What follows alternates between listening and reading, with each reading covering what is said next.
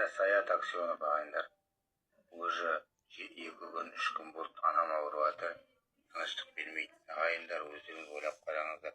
Роботы, Атырау қаласының әкімшілігі, Атырау қаласының роботысы, Атырау қаласының полиция жүйесі, мына прокуратура бәрін айтам. Ағайындар, бұл адам маған ертең хабарласады, сіздер хабарласқанда мен сіздермен бірге сотқа келе алмайым.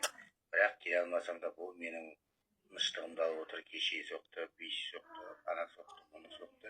Бірақ осы адамнан 250 мың, 300 мың мен талап етем ағайындар. Даже 1 миллион менің тыныштығымды алған үшін. Саят Аксенов, мені дауыс шығады, дауыс шығармай отыр. Қазір осы нөмірге соқсаңыздар шығады.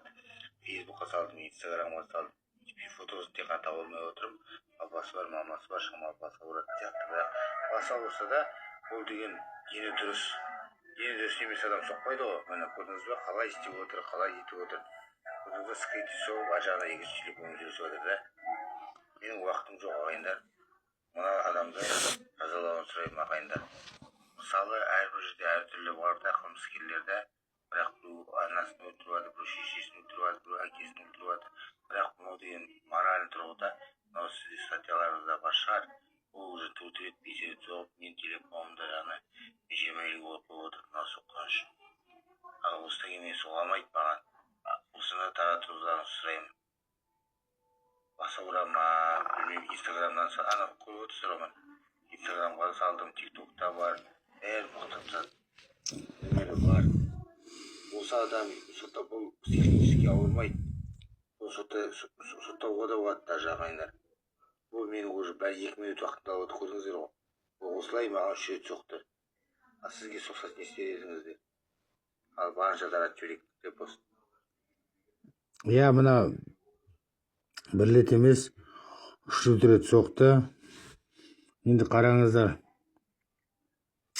Мына адам соққанда және бұл адам деген ағайындар өтірік емес, ақша сұрап жүрді, ақшасын да берді талай кезінде. Міне қараңызшы. Ағайындар, мына көмектесіңдер. Құрметті ағайындар, ассалаумағалейкум, қалайсыздар? Мына Коляны түрмеге қамап тастау керек. Ол өте жабайы адам. Жабайы өте шекпас адам. Өте тиктоктан өтірік өздеріме әуретіп өтірік істеп отырады. Осын түрмеге қамап тастау керек. Көрдіңіздер ғой достар. Енді қараңыздар, тағы бір сөз бар. 2 рет жазды, мана. Қолынан келсе тапсырыс істеу полиция прокуратурадан да қорықпаймын, полицияларынан да қорықпаймын. Ал телефон нөмірін жазып алыңыздар. Блокқа салып тастадым мен. Баса ұрмайды, 872-299-3275. Мында көрсетпеу керек. Қап. Тикток ұнатпайды да нөмірді. Қайталадым ғой да, 872-299-3275. Рахмет, сау болыңыздар. Просто уже мазамды алып болды да. Үйде анам бар, мен бар.